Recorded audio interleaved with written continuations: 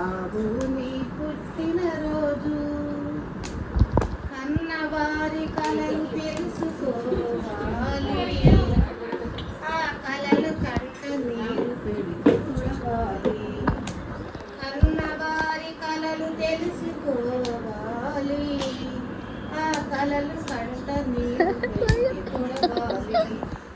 తనకు తాను సుఖపడితే తప్పు కాకున్నా, తనకు తాను సుఖపడితే తప్పు కాకున్నా, తన వారిని సుఖపెడితే ధన్యత.